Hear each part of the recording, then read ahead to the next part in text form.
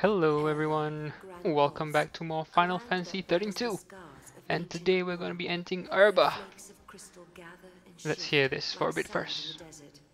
The Academy has restricted access to this place because it is the homeland of the two heroines who turned to Crystal and held Cocoon safe in the sky. It is a land that now, 200 years later, has been swallowed into a rift between time and space. So there you have it, Oerba, where Vanille and Fang were from, and today we're heading there.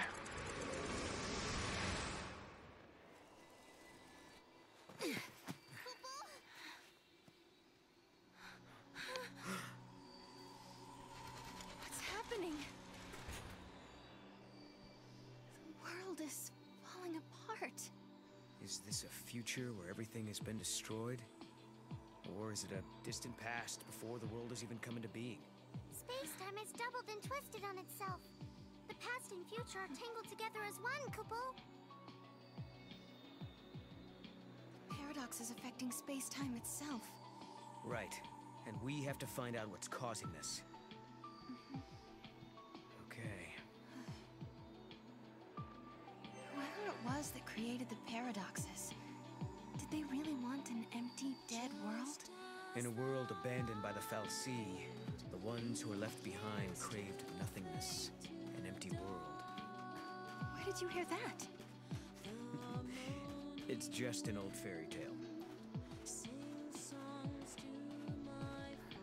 So apparently something's happened in Oerba, and we've got to look into it.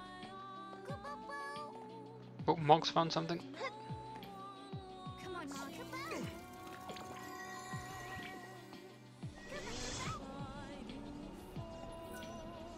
Okay, we can examine this thing. I don't think we can do anything else, so let's go ahead.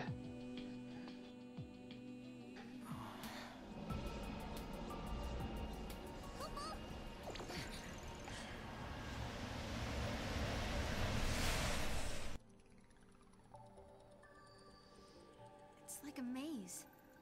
A crossroads within the paradox itself. In this space-time, the past and future intersect. I bet if we solve all these puzzles, we could dissolve the current paradox. Now you're thinking, Kupo.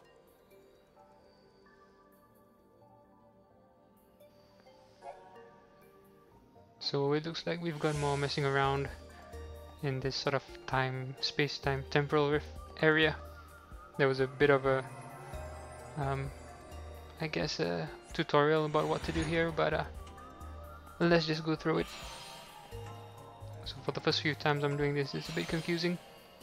So what you basically want to do is make a string between each corresponding crystal, and over time they keep changing, so you want to make sure you do it in time. And you've got a few that well, they keep changing because more than one lines connect them, so you have to make do with that. It's not the hardest thing in the world, and you don't even have to remember the pattern that they present to you at the beginning. So this was like a XIII, you don't have to remember that, you just have to keep connecting the two crystals that are the same color, basically.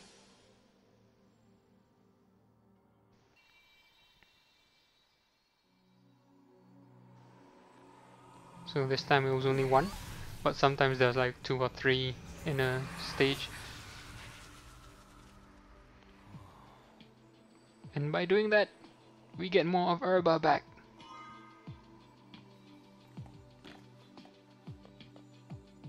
So let's run around and see what's up in Oerba. It still looks like there's some distortions up ahead. Look, it's all green, and we have battles. Oh well, more of these guys. We've seen them before, but they look different, so.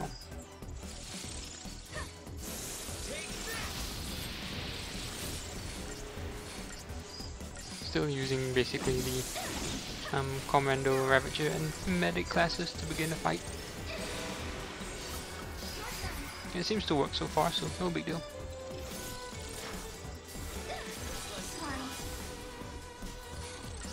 And for these little guys, I guess going full attack should be fine. I don't have a commando monster, so my Silver Lobo will have to do.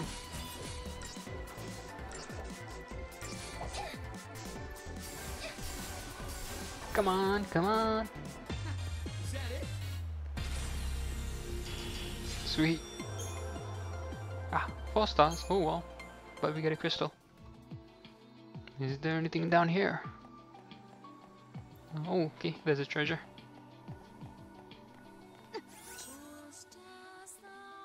Come on, open it. Power wristband. I think I already have one of those. And another temporal rift thing. Looks like we can't do anything here, so. Oh, this is another fight, but I'm gonna skip this one because it's the same enemies. And let's continue on in Oerba. So this place looks, well, what we've opened so far looks similar to the Oerba in the first game. This one, I'll show this one, I guess. No point in skipping all the battles. Not sure what resonance does. If it sort of helps their attacks or something. I do like seeing the monsters run around the field, trying to attack and whatnot. We can do this! Okay.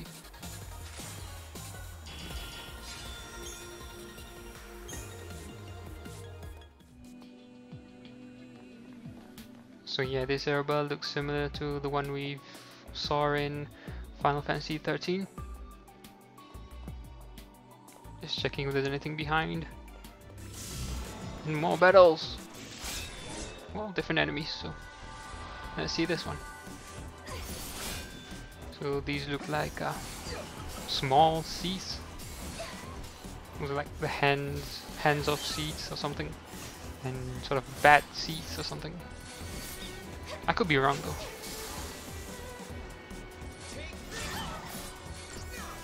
Oh, someone hit me. Probably should have taken care of the bats first. Oh, Ruinga! Well, at least I think that was Ruinga.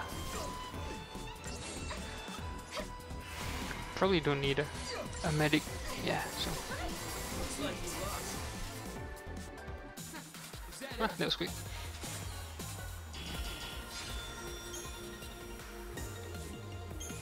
And some more items, sweet. Not that I've used many. Oh, is that robot thing? Vanille's weapon, sorry, not weapon, pet or something. What was it called? Bhakti or something? Doesn't look like we can mess with it though, so. Mox found something, so. But we'll see Chocolina first. I talk to her, but I don't do much, so.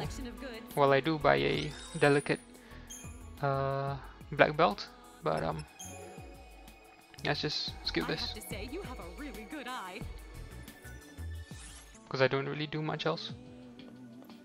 And I can't equip the delicate black belt because I don't have enough capacity. Now I'm trying to get Mog to get that treasure over there, and I didn't know that there's actually a path to it. So I'm gonna skip around because I try a few times to throw Mog to get it. And I try one more time here. And I can't see where he lands. He looks like he lands far away, but he gets it. And we get a magician's mark. I think that's sounds like a magic thing, but as you can see I don't really have enough capacity in my accessories, so we leave it be.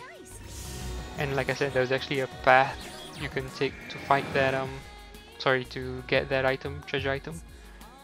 So I didn't have to go through all the trouble of throwing Mog. There I was just looking down if there was a path. But since there wasn't, and Mog found something here, let's do this here. And another space-time gate or something.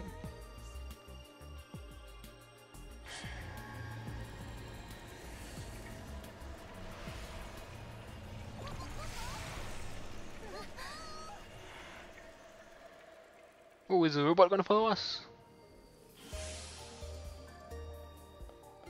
So another temporal rift. One of those fly insects things. And again, I'm not quite sure if people really want to see this, but I'll show it anyway. As you can see, sometimes your timing can be just out and you can miss getting them. It slows you down, but for now it doesn't really matter. As you can see there, just again missed it. Okay, that should be it. So like I said, you don't have to remember the pattern or the animal, you just recognize that the same colors go together. And we have another one. This one's a bit more complicated.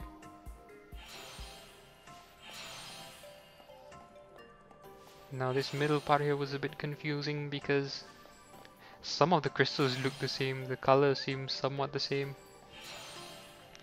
And this one of the middle ones here has like 3 or 4 different connections, so it gets a bit confusing which is which. And so sometimes it would have been better to do the periphery crystals first. So this is where I get a bit confused. And we finally find a decent pattern. And I think we can do this. Can we do this before the time runs out? Come on, come on, come on. Come on, yes!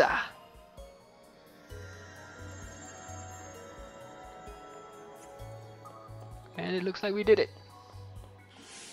Well, unless there's another stage. Nope, we did it. And we open more of Oerba.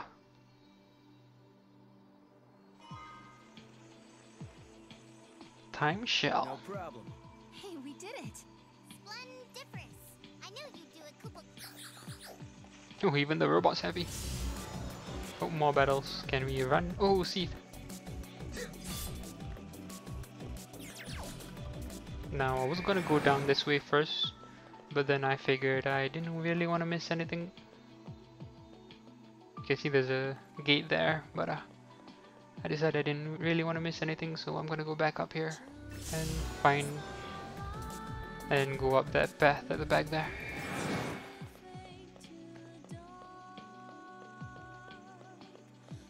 And this small pathway here is actually where you could go and head on straight and then to the left, and you would have gone to that item I threw Mog at, the Magician's Mark. So you didn't have to throw Mog, you could just go that way. And here we find that we're back on the main road, I guess. And we have an item here, so let's get it.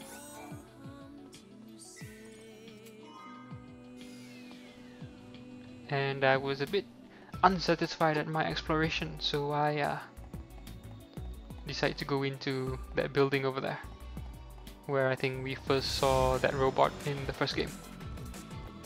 See if there's anything in there. As you can see, my minimap is off, and I thought of just, you know, trying out without using the minimap. It kind of makes you want to explore more, I guess. And I think, you know, in the previous or the older Final Fantasies, you didn't have a minimap. I don't think had a map in the first place. When we get a map of Oerba. And well, we can take a look at the map now. Just see what it looks like. So there's still a bit of few places to explore. But yeah, like I was saying, I'm not using a minimap. And I think if you really want to get a sense of, you know, the older games where you didn't have minimaps and so on, I think I skipped this battle. But yeah, if you want to get a feel of the older games, you just, I guess, turn off the minimap. I think it does help somewhat. Make you want to explore more. I know this area isn't the biggest area, and you know, you could probably exploring doesn't really feel like much. But in other areas as well, I think, you know, I mean, even in the old games when you were in dungeons, it was pretty linear. Sure, you had one or two paths you could take that usually ended up in a dead end or a treasure. And the only reason you ended up there was because you didn't know it was a dead end and you didn't know which way was a true pathway. So like I said, if you take away the minimap, it kind of gives you that sense, that feeling that you're kind of exploring like you would in the older games. And I think if that's an issue for you, you know, like if you feel that the game has been made too casual because it shows you where to go and whatnot, I mean, just don't follow it, just turn it off. I think it does help. Now I personally don't care that much, so sometimes you'll see me with the minimap, sometimes you'll see me without it, because like I said, I don't really care. Sometimes I just want to get to the objective and just want to see where it is or where it is. And well, even for instance here, I don't think they would have shown you which particular section of the temporal rift you had to go to activate or to find the space-time gate. But we continue doing this with more monsters. And I'm not sure really if you guys want to see all of this, because there's a few more down the road. I believe there's more than just this. Most of it I think is side quests and optional stuff, so I'm not sure how much I'm going to be showing, but especially if you want to get all the fragments, you're going to have to do all of them anyway, so that's one thing. But I'm not sure how much I'm going to show all of you. Maybe I'll fast forward or whatnot through some of them. But I don't mind showing it, it's just well, if you can bear with it. Because it's not like I do all of this pretty fast. You could probably do it faster than I could. Well, at least I do it on my first try, most of the time.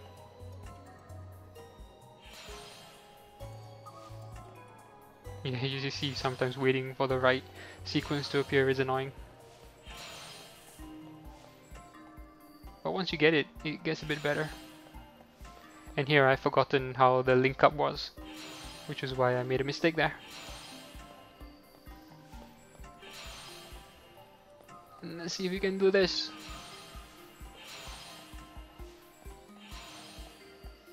Okay, and that's done.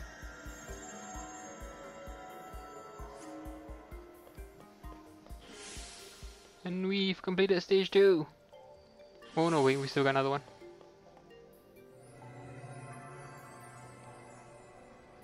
Oh, a bit more complicated here. Let's see if we can do it. Find the one across. Quickly do one or two here. Oh, missed one there. Come on, come on. And this one, yep. Make things easier for me, please. By all means. Red to red and black to black.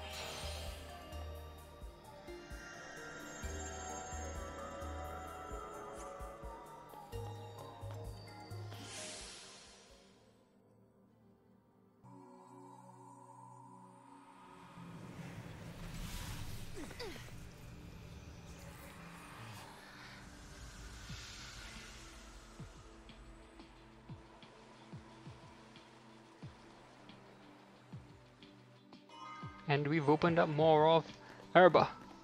You solved the paradox, Kupo. Oh, it's solved. Okay, cool. Now we find the gate and its artifact. There might be other things to discover too. Looks like everything's back to normal. Cool. I guess we have to find an artifact and a gate. I think we saw a gate before. And I think we're going to be heading towards that gate now. And we won't find out what the problem here is in this episode, unfortunately. We'll do that in the next episode. Oh, there's an item up there. Oh, okay, this guy looks like a sentinel monster. Okay, let's see if we can catch this guy. Maybe he will be a sentinel, maybe he won't. Oh, when we get a trophy. Now, like I said, maybe he will be a sentinel, maybe he won't. But I remember these guys in the first game, you have to really stagger them before you can do any damage. Luckily he's not really doing any damage to me. So so I can go without a medic. Let's stagger him. It's pretty hard to stagger him, looks like. Even with 3 ravages, it hasn't been easy. Or hasn't been great. But we have multicast, so. And we staggered him! Sweet! Now all we have to do is attack him. Oh, I like seeing launch. Can we kill him? I want to keep him up there. So maybe this foul link will keep him up there. Oh, it has. Sweet. Keep him launched. And die. Oh, and you could see that he had actually been inflicted with imperil. Cool, cool.